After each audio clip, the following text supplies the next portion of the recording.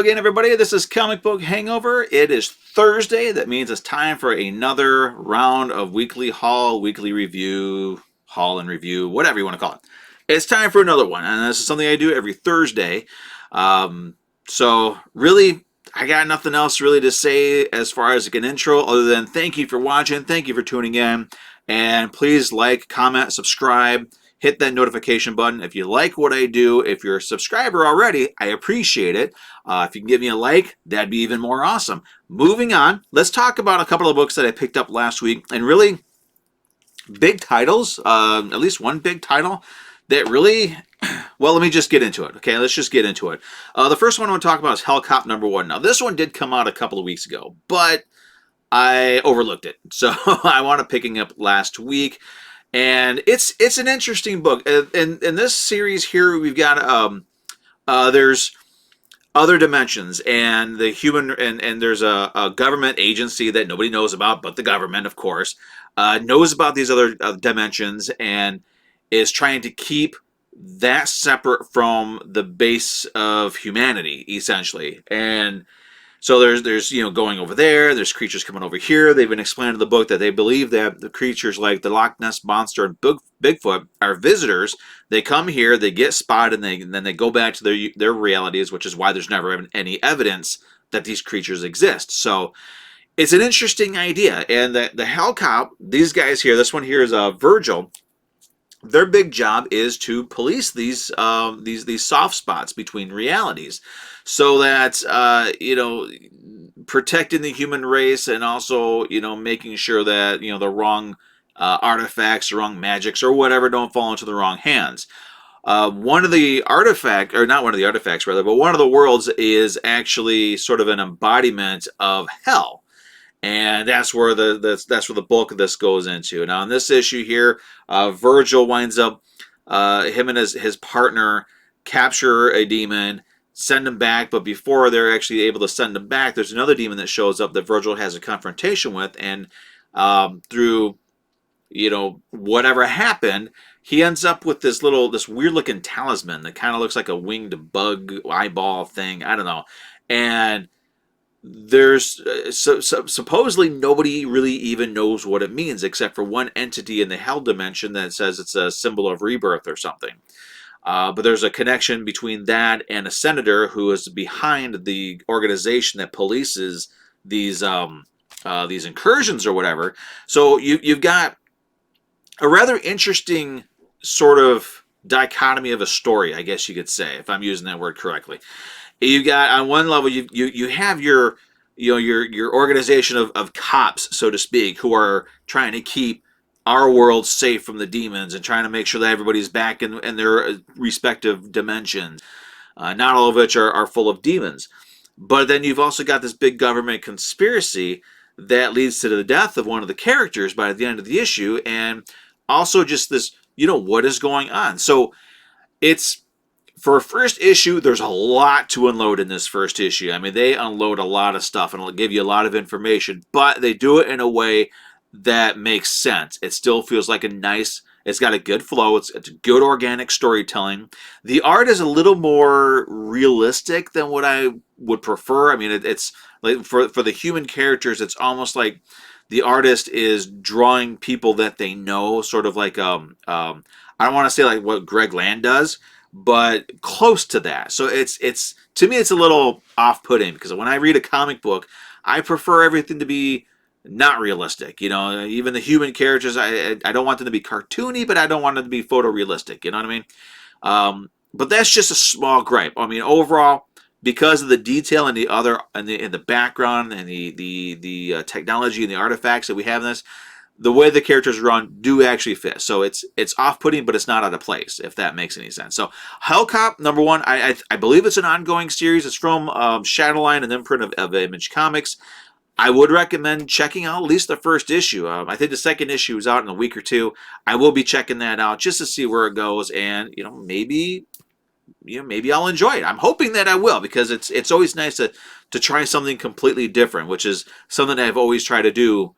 As far as like my own personal collection, but also kind of to do so that I can convey to you, ladies and gentlemen out there, that It's good to stick with the stuff that you like, but when something new, something different comes along, at least grab that first issue. You never know. You might be pleasantly surprised. You might be horribly disappointed. It's just the same. But for every disappointment, you have that one pleasant surprise always seems to make it worth it. So, and I'm hoping that Hellcomp turns out to be a pleasant surprise starting with the second issue. The other book that came out last week, which was the big title everybody was talking about, and it's from Boom. It's the House of Slaughter #1, where we're talking about another character from the Something is Killing the Children series. Now, I love Something is Killing the Children. Erica Slaughter's a great character. I love the whole idea. I love the concept. And then, they introduced the House of Slaughter before the title, excuse me, and just kind of started building this nice, wonderful mythology. House of Slaughter, I thought, was going to, expand further on that, but we are just focusing on this one character here, and of course they do have to make it a point that he's gay. I could care less. We can get into my own personal opinion about gay characters in comics. I mean, I don't have a problem with it. I don't like the way that they're done a lot of times. I think it's demeaning, but that's a discussion for another day. This book had a lot of potential. It had a lot of excitement, had a lot of hype surrounding it, and I feel as though it kind of came up short. The character, our main character here, I really trying to remember his name. I don't really remember his name, but he seemed more interesting in Something is Killing the Children than he does in this book. It's almost like they're pushing him too hard and saying, you're going to like him. You're supposed to like this character. He's the next big thing. And he really doesn't act like he is. He's kind of like Luke Skywalker in the original Star Wars. And if you're being honest about it, you'll realize that Skywalker in the first Star Wars was nothing more than a whiny little bitch. Sorry for the language, but that's what he was. And that's kind of what this character is too. He's just a whiny, I don't know, he was more likable when he didn't have a lot of dialogue. He was more likable when he wasn't the main character. Will that change? Most likely. James Tynion's an amazing writer. He's one of my favorite writers right now. And I'm hoping that we can move beyond the sexuality of the character, because as far as I'm concerned, that's not important at all. Although it seems like it's going to be playing the big part in this, even though up until this issue here, he really showed no interest in anything. But, whatever, it is what it is. I'm hoping that the book gets more interesting, because the Something is Killing the Children universe and the House of Slaughter, it's a neat world, and I would like to see it expanded even more beyond this, but within this, if that makes it. I'm not going to say that line again, but it would be nice to see more of this world, of this universe, without adding more books. Just kind of House of Slaughter, I think, would make a great anthology series. And so instead of just focusing solely on this guy, maybe this guy could be your opening salvo, so to speak. This is setting the tone for the series. But, have House of Slaughter focus on different characters and expand the universe that way. It's a good read. I mean, if you're a fan of Something is Killing the Children, then I would recommend it. It's a nice expansion, but I mean, really, Something is Killing the Children, as far as for comparing the two first issues, Something was a lot better than House of Slaughter. But that's my own personal opinion. I'm not bashing the book. I'm not bashing anything like that. I'm not I'm not trying to be negative or anything like that. It's just the first issue. I think it kind of fell victim to the hype. The hype was up here, but it should have been about here to match the actual book that we got. So, not saying it was good, not saying it was bad, saying it was just kind of there, and I'm looking forward to the next issue because I'm really curious to see where this is going to go. So before we move into this week's books, get this guy out of the way. Before we get into this week's books, I do want to say that tomorrow's video of Full Run Friday is going to be, well, it's not going to happen. I'm going to take a break from it because, man, I tell you, doing all those videos for the month of October, having 3 videos going, every week, it took a lot. it took a lot of getting used to. So I'm going to take 1 week off. So I didn't have Mini Monday. I'm only going to do this video this week. No Full Run Friday until next week. But what I'm hoping to be able to do is get a couple of these videos recorded and in a can, and that way I can get a little bit ahead of myself, just in case anything happens. Because if you didn't know, or if you have forgotten, I do have another child coming, and there's a lot of changes going on here at home. Trying to get a lot of stuff in order, so I don't have a lot of time to sit down and look at these and do these videos. So my hope is that I can, get the time to do, 2, 3, or 4 of them at a time, and get them, get them ready to go live, and that way I don't have to worry about it for a couple of weeks, and I can take care of other stuff. So no full run Friday this week, but it will return next week, and I am still trying to figure out what I'm going to do with my next round of mini Mondays. Probably not going to have any of those this month, but in December, I'm hoping to have something, because I like having sort of a theme. The October Halloween thing was a lot of fun, so I'm digging through my books trying to figure out what the next theme is going to be. So moving on, and speaking of Halloween, apparently Marvel put out some books last week that were offered for free at local comic shops. I had no idea about it, and I actually do a lot of work with my LCS's Facebook page, and I had no idea about it. I try to keep up on this stuff, but it was the Marvel's Halloween comic book extravaganza. There was 4 books. There was a Star Wars book. There was a Hawkeye book with some girl on the cover, but then there was also, and they were all reprints too. I got the ones that I grabbed were Daredevil, Road to Daredevil. This reprints the current running series, a recently ended series, issue 28. Road to Devil's Reign. I'm not sure what that is. I'm not a reader of Daredevil. I'm not a fan. I'm indifferent towards the character, but I wanted to check that out, so I grabbed that. I also grabbed the reprint of Miles Morales Spider-Man #1. Not so much for myself, but my little boy is a big Miles Morales fan, so I grabbed this, and I'm trying to grab some Miles Morales stuff so that he can check it out when he gets a little bit older. He's learning how to read, so what better way to really get him into reading than to point him in the direction of a character that he really likes. And if Miles Morales can help him really get excited about reading, then that makes Miles Morales an even cooler character than he already is.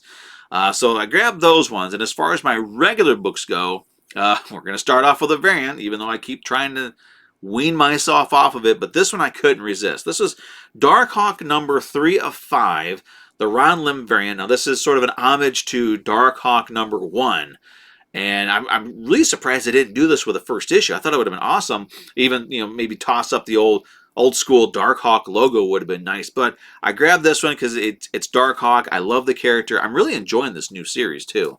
It's only a 5-issue miniseries, so I'm hoping it maintains its excitement, its level. This issue here might be a really sad one, and looking at the cover, the regular cover, and remember what happened at the end of issue 2. But Kyle Higgins is knocking it out of the park with Darkhawk. I really love it. The next one I grabbed was X-Men Legends #8. Now, I am dropping this book.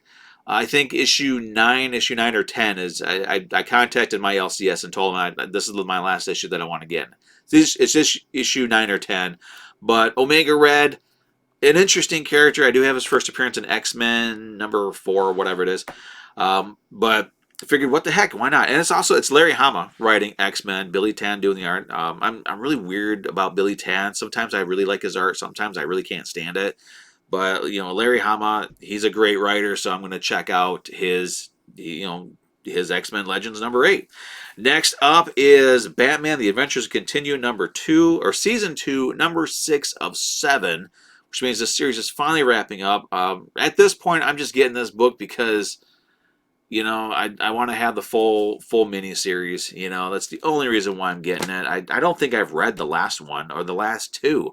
I should probably get off my butt and actually read those. It's probably better than if I read a bunch of them all at once. It's probably pretty good. So I'm hoping, because the first Adventures Continue miniseries was really good. This one started off good and then it just dropped real quick. So if they do any more after this one, I'm not doing them. The next one up is one I've been waiting for I don't know how long. I'm glad it's finally out. The Silver Coin #6. I have enjoyed the hell out of this series. It's an anthology horror series with a rotating creative team. So every issue is going to have or every story or whatever is going to have different writer, different artists, and I love that idea. So, and with it being a horror anthology, the first 5 issues are great. I'm super excited about checking this with what Joshua Williamson and Michael Walsh. I'm sure I've seen their stuff before, but whatever. Moving on. Radiant Black #9. I swapped out the main cover for this one because the main cover was white, and white covers are a pain in the butt to keep clean. And even that's if you can get a clean one, which unfortunately my LCS didn't get any clean ones. But be that as it may, I thought this cover was the better of the two. I always love it when they do something interesting and fun with the logo of a comic book, So I swapped out the main white cover for this one because I like this one better of the two. And then last one that I got this week actually was not a comic book. It's a trade paperback hardcover. If you hear that. This is from Dark Horse. Yeah, Dark Horse. This is the 40th anniversary hardcover reprint of the Evil Dead comic book that they did with art by John Bolton. I have the individual books for it, but it's such an amazing, just amazingly well done comics adaptation of the Evil Dead, which is one of my favorite horror movies of all time. I love this series. I watch it all the time. I'm waiting for my little guy to get a little bit older so he can actually enjoy Evil Dead and Evil Dead 2 Dead by Dawn. He's watched Army of Darkness. I've got the Shout Factory release that had like 3 or 4 different versions of it. One of them was the TV version, so I let him watch the TV version since all the language and the more graphic stuff was cut out. He absolutely loved it. So a couple of months ago, I let him watch the theatrical cut, I think, with the happy ending on there. So I'm kind of working him up to the original cut, But he loves it. He loves Bruce Campbell. He loves the character of Ash. And I'm so excited. It's like, you know what? You love this character. Check out. I can't wait to be able to say we're going to watch Evil Dead 2, and we're going to hit the ground running with that. Then we'll go through Army of Darkness again because I absolutely love that movie, and wrap it up with Ash versus the Evil Dead. But with some of the stuff that's in those movies, I think he needs to be a little bit older before he watches it. But that's it. That's what I got from my comics today. It kind of disappointed that I wasn't more excited about more books that came out last week. But Hellcop #1, it's definitely worth checking out. Check out that first issue. It's something different, something new, something unique. The art style is it's definitely it does work with the story, but I don't know. It to me. It's just kind of weird seeing more hyper realistic characters being drawn in the comic book. But that's just me. It's only my own personal thing. House of Slaughter. I thought it could have been better, but you know what? James Tynion has yet to let me down. He has yet to disappoint me. So I'm just gonna say that book. It kind of hits the ground, tripped up a little bit, but you know what? It's got some potential. This other character, hopefully he becomes another fan favorite, just like, Erica Slaughter is. Hopefully he becomes a favorite of mine. I do like his look. I just, wish he wasn't such a wuss, but that might be, hopefully that changes and he evolves and becomes an actual cool character. I have high hopes for it. I really, really do. So that's it. Again, no full run Friday this week. No mini Mondays until at least December. And we'll see what I can do for a whole nice new theme on that. I have an idea, but we'll see what we can do with that. So again, thanks for watching. If you like my videos and you like my channel, go ahead and subscribe. If you like my videos, click that like button. Comment down below. I'm actually getting more comments, which is actually pretty cool. I like that. And yeah, thanks for watching. I will see everybody next week with another weekly haul, weekly review video. Everybody have a great weekend and enjoy your comic books.